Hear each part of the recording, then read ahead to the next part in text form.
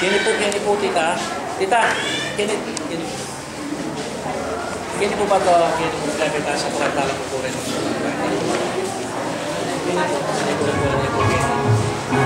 Sige po gamit ito.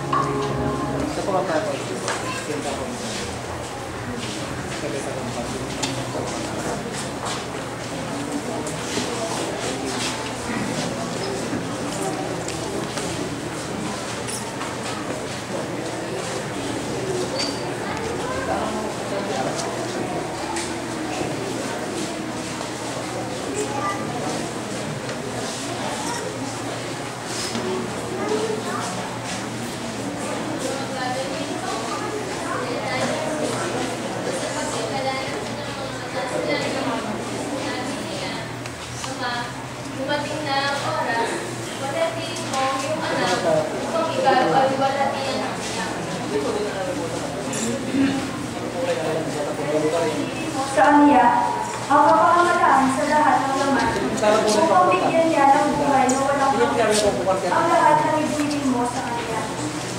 At ito, ang buhay na walang hanggan, ikaw ay makilala nila na iisang Diyos na tunay at siyang iyong sinubong sa mga pagbibagay si Hesus Kristo.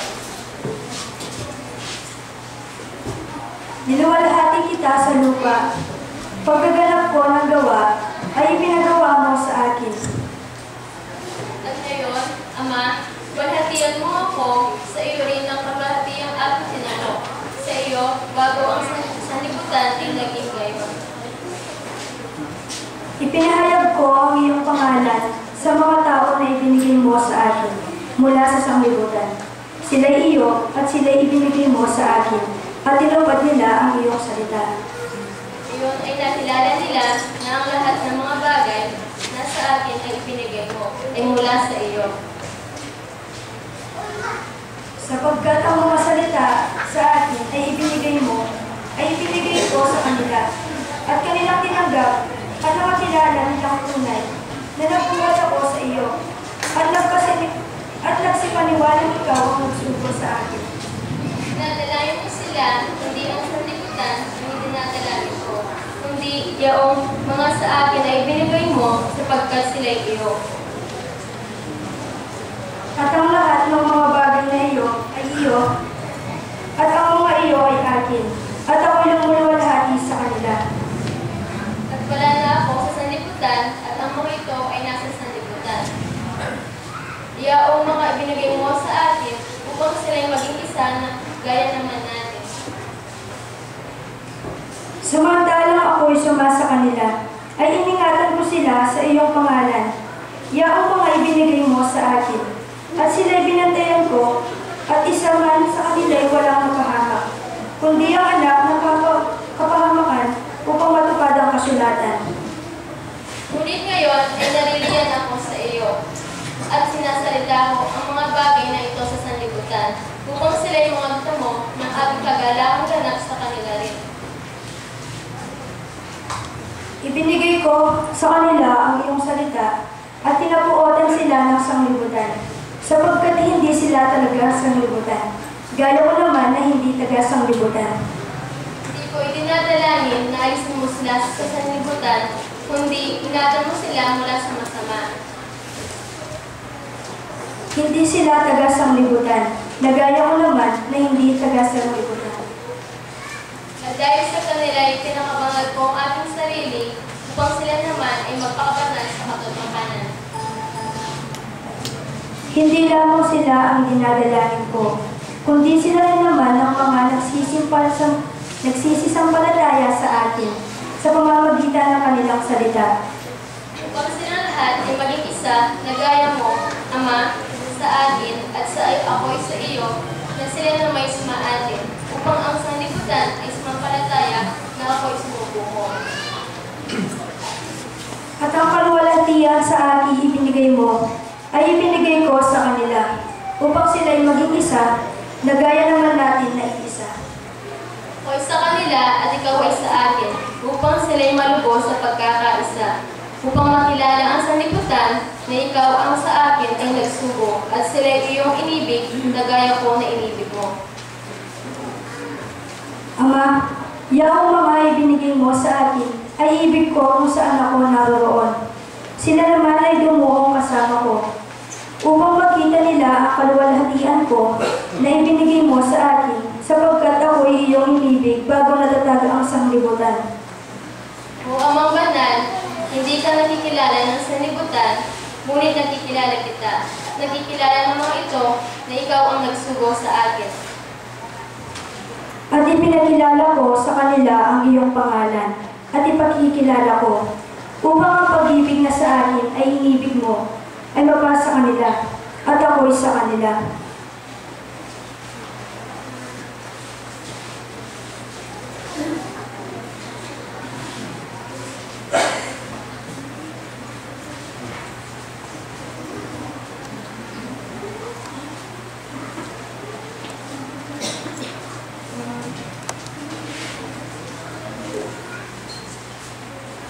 Ngayon po tayo at manalangin.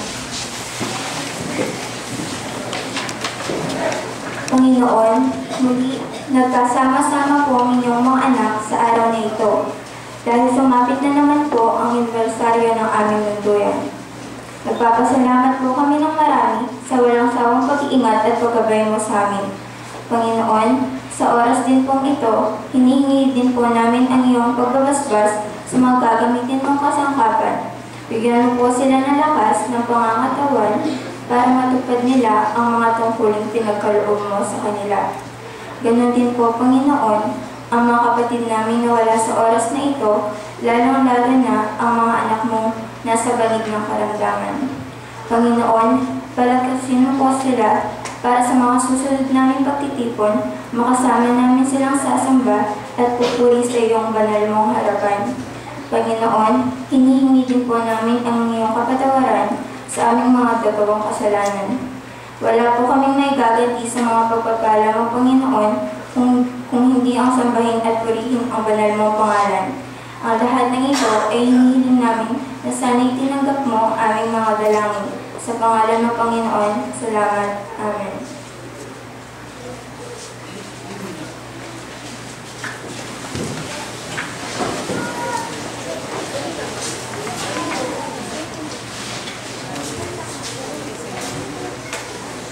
Maikling pagpapaliwanag sa simulain ng Espiritismo o Doktrina Espiritista. Ang Espiritismo ay karaniwang nauukol sa uri, simula at patutunguhan ng Espiritu at sa pagkikipag-ugnay ng daigdigang nakikita o materya sa daigdigan hindi nakikita o Espiritu sa pamamagitan ng talaytayan o medium. Tutungo sa Diyos sa pamamagitan ng karunungan at pag-ibig. Sa labas ng kawang gawa ay walang kaligtasan. Mayroon lamang iisang Diyos na walang hangganan. Di nagbabago, makapangyarihan sa lahat, makatarungan at puspos na pag-ibig. Ang lahat ng tao ay pantay-pantay at magkakapatid sa mata ng Diyos. Ang batas ng Diyos ang sumasakop sa lahat ng bagay at sa bawat pangyayari at ang umayon dito ay siyang turing na religiyon. Ang tao ay may pansariling pananagutan sa lahat at bawat paggawa niya, mabuti man o masama. Ang pag-ibig sa Diyos at sa kapwa ay siyang pinakadakila at pinakamataas na katuruan. Ang espiritu ng pansamantalang nagkatawang laman o tao na siyang kasangkapan sa kanyang pagsulong. Mananatili ang sariling pagkatao o kaangkinan ng espiritu pagkatapos ng tinatawag na kamatayan. Ang pagsulong tungo sa kasakdalan o kabanalan ng espiritu ay bukas lagi na nasa lahat at bawat tao. Ang pagkikipag-ugnayan sa mga banal o mataas na espiritu o kabadlayan sa mga tao ay isang katotohanan na patunayan na ng mahabang panahon. Ang mga kaloob o biyaya sa paggamot at pangitain na nasusulat sa Biblia ay may kabanalan na ipinapakilala ng medyo militar.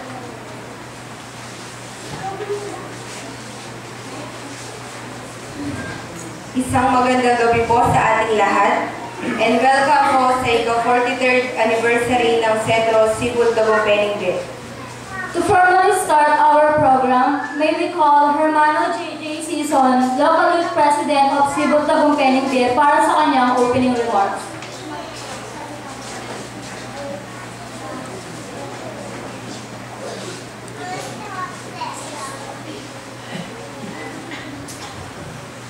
Isang pagpuri at pasasalamat sa Panginoon sa mga magulang at mga kapatid na nandito po ngayon, mga kabataan, mga opisyales, isang mapagpalang gabi po sa inyong lahat. Muling ipinagkaloob ng ating Panginoon ang isa pang taon upang ating pong ipagpatuloy ang ating tinanggap na tungkulin sa Kanya. Kapalad po tayo sapagkat nangulat tayo sa kabatirang ito. Napakasarap pong isipin po sa pakiramdam, lalo na pag nagagawa natin at natutupad natin ang mga tungkulin natin sa Kanya. At ngayong gabi, muli po tayo nagkasama-sama para ipagdiwang ang ika-43rd anniversary ng lunduyang ito, Sibol Davao Beningbe, na may temang ang buong katungkulan ng tao sa Diyos na nasusulat sa Ecclesiastes, Kapitulo 12, versikulo 13. Ito po ang nakasaad. Ito ang wakas ng bagay lahat ay narinig, ikaw ay matakot sa Diyos at sundin mo ang kanyang mga utos. Sapagkat ito ang buong katungkulan ng tao. Yan po ang ating pagsasaluhan ngayong gabi. Kami po ay nagagalak sapagkat kayo po ay nakikisang muli sa aming pasasalamat na ito. Mula po sa Region 7, Region 7A, Region 17, 17A, especially ang Centro Cayarian Bay na mula pa sa Region 2 Isabela. Kung hindi po ako nagkakamali, may galing pa po sa Ilocos. Sa ngalan po ng mga opisyales ng kabataan at katandaan, tatanggapan na kayo kung matawanggamat. Marami pong preparasyon ang ginawa ng kabataan at katandaan upang maging matagumpay ang programang ito. Hindi po naging madali ang paghahanda sa ganitong programa dahil hindi lang buong gabi ito gagawin. Sa ngayon po ang pamunuan ng kabataan ay pinatupad ang tinatawag na registration system na kung saan ang lahat ng nagpaparehistro sa ating registration booth ay automatic po na mag-generate o makukuha dito sa computer ng ating tagapagpakilala. Dahil dito, napapadali po ang proseso ng ating registration. Through Wi-Fi or wireless communication po, natatanggap mo ng mga MC mga data galing sa registration. Inyo rin pong nakikita ang bagong projector, ang bagong painted wooden chair, at may bago rin pong keyboard. And I want to take the opportunity na pasalamatan po ang lahat ng mga nagbigay na walang sawang nagsusuporta sa mga miyembros ng Cebu Tagumpay Bay. Sila po ay dating miyembros o kabataan ng nagdoon dito. Sigurado lang po na kami na yung susunod na magbibigay. Dahil sabi na, libre lang ang mangarap, kaya na-stream big. Dahil wala po tayong hihingi sa Diyos na hindi niya binibigay. Nais ko din pong pasalamatan ng mga kapatid na kabataan at mga katandaan, mga magulang po na nagmalasakit, nagpuyat, at nagbigay panahon para maging matagumpay ang programang ito. At bago po ako magtapos sa aking opening remarks, inyo pong panoorin ang nasa slideshow.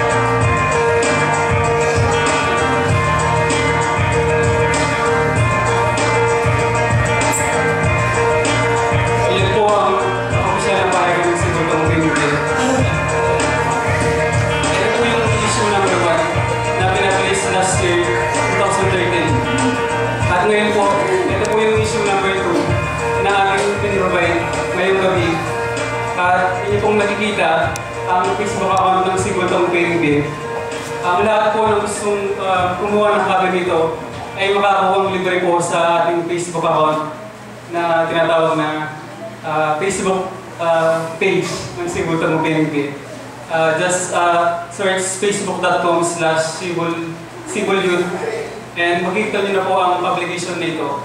And ang lahat po ng gustong mag-request or magtanong tungkol dito sa payagang ito, welcome po ay magtanong sa ating Facebook account.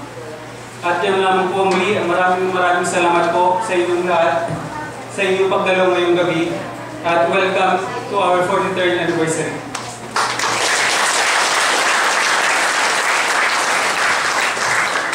Maraming salamat po sa aming Presidente. Upang magbigay ng maikling mensahe, ating pong pakinggan ang kasalukuyang Vice Presidente ng Manduyang ito at ang masipag at laging maasang punong barangay ng Barangay Bicol, Hermano Rolando Liwanag.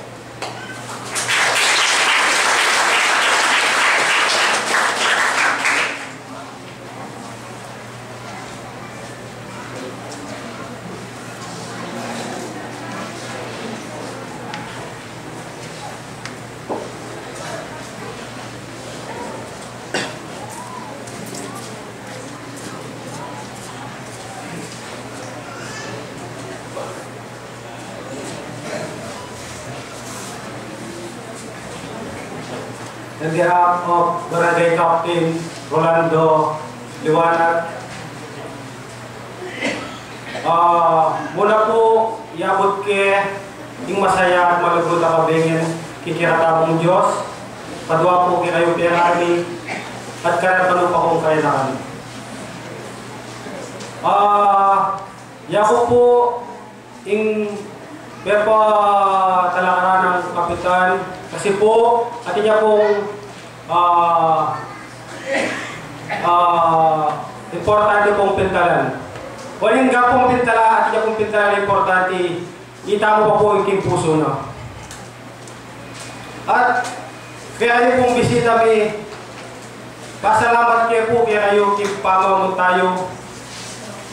Sana po nung pong mga natapong miras payapa kini, mga natapong pong miras mo yung payapa ka rin kaya tamong pupuntok naman. Yung pong Diyos, yung pong gabi kaya tamong. At ako na po pakakaban kasi po makasulat kayo ni short message. Kaya po ako na po masyadong pakakaban. Saka po nakasalamat tayo pabigin po kayo. Maraming salamat po sa ibinigay na mensahe ng ating kagawad na si Larry Miranda. Siya ay isa sa mga nagbibigay inspirasyon sa aming kabataan dito sa Cebu Tagupening Bill.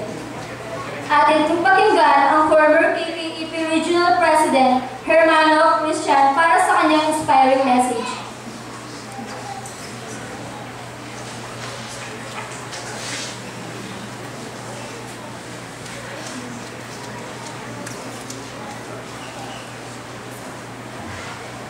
Magandang gabi po sa inyong lahat, mga kapatid, at sa mga naming mga magulang na nandito po ngayon.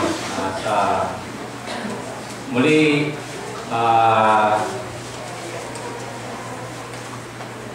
sa ngayon po, yung salitang Tagalog, hindi po natin masyadong gamat.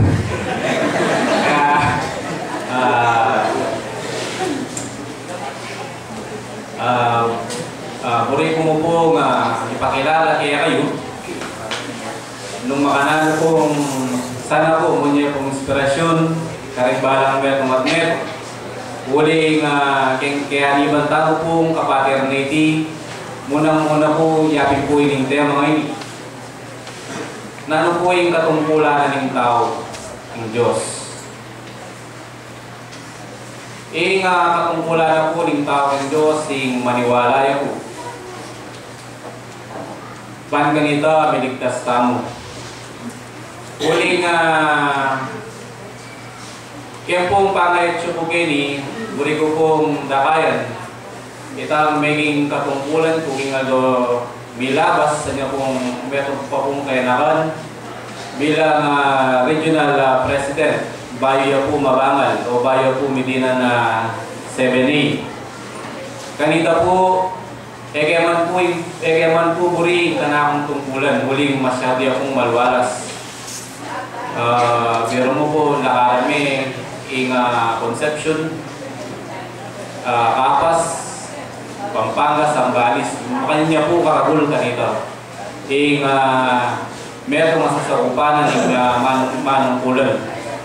Dapat kapamilatan na po ring kayabi, ing maging kasaw, bilang kainakan, migpursigila naman pong sinaw, ban kanita, ita pong miyabiyang tungkulan ka na ako, ing mananda ko pong supportan. At kapamilatan na po ning pamisasan metong panamdam, may akit siya po, ing maging matagumpe naman po. Kapamilatan na po rin sa opda naman ding mga banan. Dapat, anya po bibili na ako po kaya bilang metong magkapamilya na ako po. Ikulangan po po kaya kanakong tungkulan. Siyempre po patang matinakang pamilya. Mas unahan mo pa mo rin kaya ang pamilya. May ba't nanita aking kanakong pong pamago para aking pangmaterial. Huling atin akong makapauna ka na ako. Mitali ko nga lang tali. Dapat kapamilatan ako ng pamagkapilit, ing kabiyahin pang material. May sakit ko po.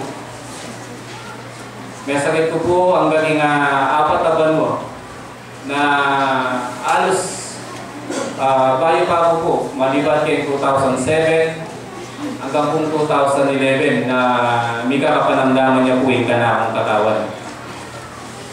Dapat ako po pepainahin kanakong loob. Huling may niwala na ako. At ang timurin yung kanakong kasaralinan, delagake, yung kasalpantayan ng itiban ganita makapaglingkod king Diyos ang ganang yung kalupang kayanaman o kalupang tao. At magana kaya po yung Ginoo. Anya po mumena ko pong makalakad, makatakbang, ditak-ditak, karing aliwang lunduyan. Inaos na ako po ng banal na Espiritu. Ikalugno po rin ang paralan na dapat kong gawan. So ang ini po may kilala yun, at timurin po, kapamilatan na po ng pamakiramdam tamo, king midinan pong buwang karing katamong balang puso, huling hanapin po, ing takot king Diyos, sana iti kabyasnan. Anyapin po kapamilatan na po ng takot ito. Mininan ko pong kabyasnan, pikalubanan na akong kabyasnan ng Diyos. Ban kanita ing makanyan ko pong lalong magmasigasig king kanakong tungkulan, king kasalpantayan iti. At datang kapakalanan na iti, maging guide lang po ka na ako. Kaya po, pepay sambut, king uling itamungan po, dumanas tamungan pong subok. Uling nung nino ano yung maging malapit po, king Diyos, di na rin kapagsubukan. Kaya pin po, karing kinatamong kapatad, ang po kong pengari, waman po, ing dadalag po yung subok, karing kinatamong balang be. Kaya tayo po, paybayube. Nuneta, ang tamong pong matalik, karing turo, lalo na po, karing kinatamong pangako, karing titipang balan, ang gana po karin kung kiratamong na piling kasangkapan. Ila po rin malyaring bunye po pamagtibe kiratamo. Ban kanita ing nanumang subok maging mayan. Uling nung gulutan may po yung subok. Masambot ka po. Anya ngini pong milinatangong kabyasnan, karing balang metong kiratamo, magipaglaban tamo po. Kinga nanumang pong subok, adatang kiratamo. At huling na po ng talata, ing kasebian na 22.4, watang bidina ng kabyasnan, ing kapakong baban, pipandyan at puri, nung niyang manatili ka rin kaya tamang balang puso. Nanuman po yung subok, adatang kaya katamo. Eta niya po lawan subok. Nune mo niya pong pamagaral. Pag-aralan tamo po kung bakit ginatang kaya katamo. Itang subok ito. Ba't ganito po yung lalo tamong magtibi? Ba't ganito po yung lalo tamong kumapit? Yung kaya katamong kasalpantayanan. Uling subok po ay na pumalyang ibi nung yata po agyo. At yamu rin po yung maging dalan. Ba't ganito po iturune nung makanamo tamong akagyo sa bayan. Yung subok kaya katamo. Kaya king kabengan po ngayon, mananasa na po hanggang ditman po, may inspirasyon po. Ba't ganito ay lalong magtibi, karigyan tamong balang tungkulan. At yung niya po kakakaban, yung kanakong mensahe, huling balo ko pong dakal tamo po. At ing oras, makayan tayo pong pidage-dage. Yung maya kabingi po, yan po yung gayapot kaya kayo at kakatong salamat kaya kayong pamakipagbisita kaya kung kaya kaming lunduyan. Salamat. Maraming salamat po sa inyong inspiring message. At ngayon, inyo po kaming samahang gawin ang aming munting paraan upang maipahayag ang papuri at pasasalamat sa ating Panginoon.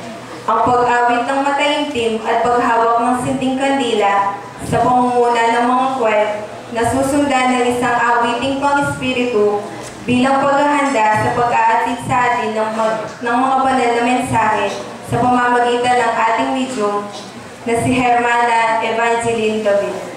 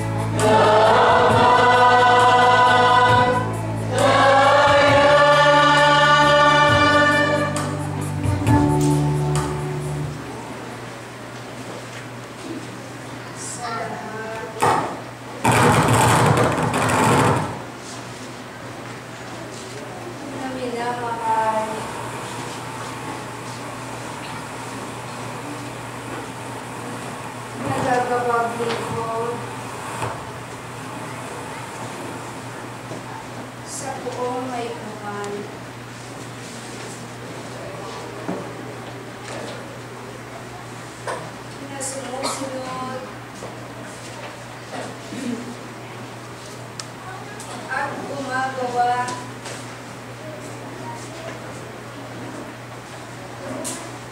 ng mabuti ayon sa kanyang pinag-uutos, naway maghari sa inyong mga puso ang takot sa Diyos na may karunungan upang lubusan mahiwalay ang gawang kasamaan. Ito ang katungkulan ng tao sa Diyos. Ang kapayapaan ay sumainyo sa oras na ito.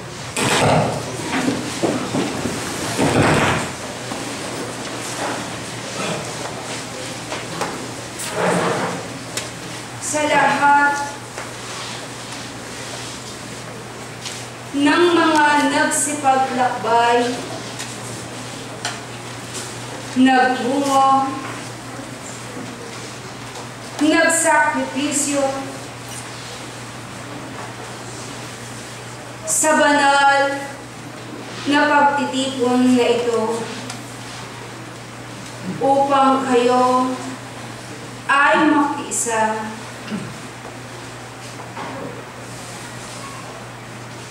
ang isang pasasalamat sa inyo'y ibibigay. Sa sandaling ito, tayo ay nag-aalay ng pasasalamat